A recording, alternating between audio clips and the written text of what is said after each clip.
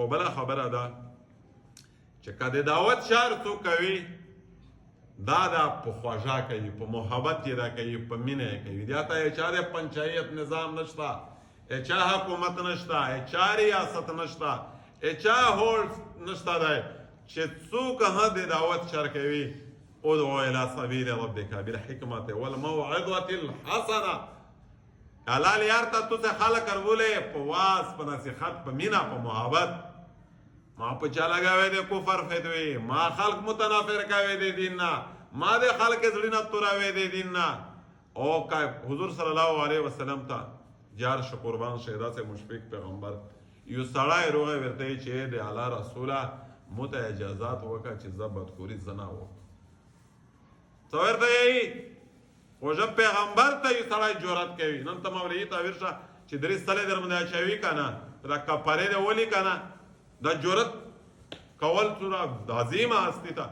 حضرت محمد مصطفی څه ورته یې تعال زړګی روشه لوس یې په وچو چې نه مطلب دا خو ته بیمور یې، تو خور هشته، تو مرکه هشته، تو چیرې تور سرې زنانه شته چې بالکل مشته، چې آیا چیرې هې تو زړه دا برداشت کولی شي چې هغې سره په حکمت څومره په حکمت یې پوهوي.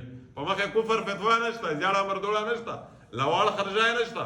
ادعو الى سبیلک الى سبیل ربک بالحکمت والموعظة الحسنه. چې بالکل دا ټول محرمات دا خوشته مو و چې ته دا برداشت کولی شي چې دا عمل د هغې سره کېږي چې د کوم عمل ته اجازات غواړې. چې یا رسول الله دا خو زه نشه برداشت و چې بیا دا چا سره چې ته کوم عمل غواړې ویلې دا یې چا پرشتي کښې داسې نه دي لکه دا تور سړی چې کومې سره تو شوق پورته دی ته چا سره دا بدخوري غواړې.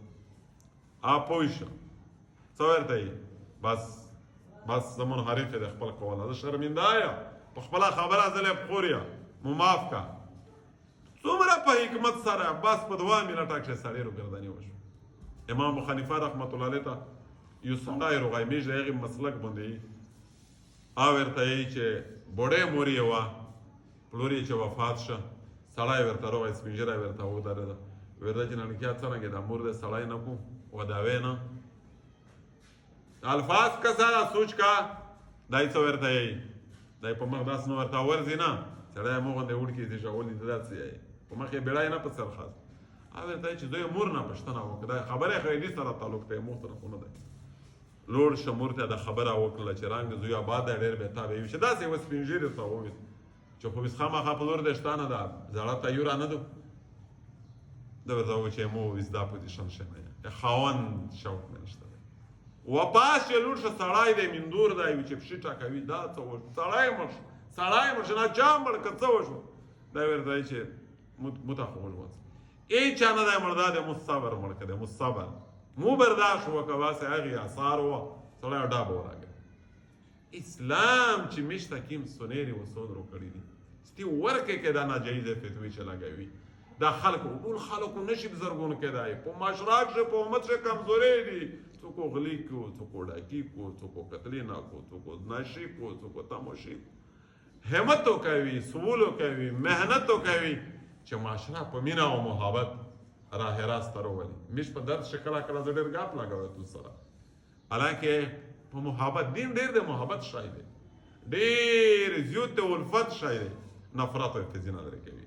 الله جل شانه دا متع په دې درس باندې اجر وکړو الله دې مو په فهم شروع والي الله دې تاسو ته په دې عمل ورکړو الله دې تاسو په فهم شروع والي.